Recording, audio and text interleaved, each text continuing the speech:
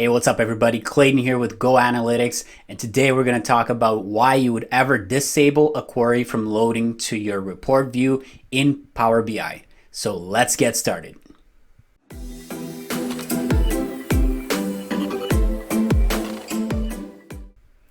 Hey, welcome to our YouTube channel. If you're finding us for the first time, be sure to hit the subscribe button and turn on the notifications to stay up to date on all of our latest videos. All right, so today we're talking about a little button inside of Power Query that you can deselect. By default, it's selected, which is enable load. So why would you ever deselect that? So let's head on over to my laptop and we'll discuss it a little bit further. Okay, so I have a Power BI report here pulling all sorts of economic data from Statistics Canada. But the one that I want you to pay attention to is these two here. So we have app registration. So these are apprenticeship registrations. So this is a data set from Statistics Canada that shows the number of apprentices by year and their registration status. So there's new registrants, there's reinstatements, and so on. And in a separate data set, they provide the completions. So these are the number of people that have completed apprenticeships by different occupations. So when we are looking to analyze this data, we want to combine both registrations and completions together. So we've done a little bit of cleaning of this data. And then what we do is we append both of these data sets together and we get this final apprenticeships annual here.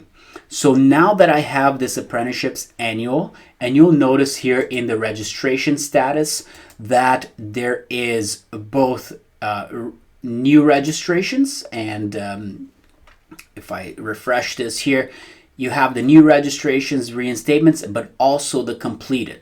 So we've essentially combined these two data sets. So now when we are ready to visualize this data, we don't necessarily need these two data sets because everything that we need is right here. So in order to keep our data model nice and clean, we went ahead and deselected the enable load for both the app registrations and the app completions.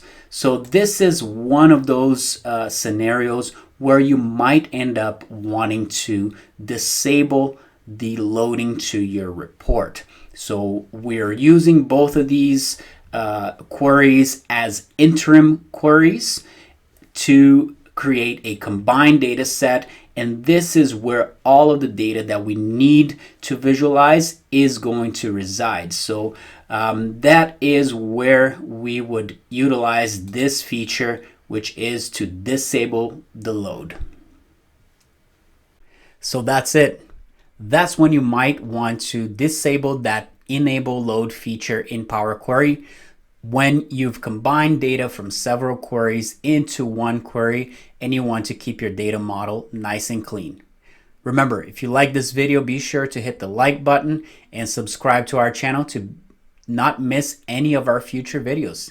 And as always, we'll see you in the next video.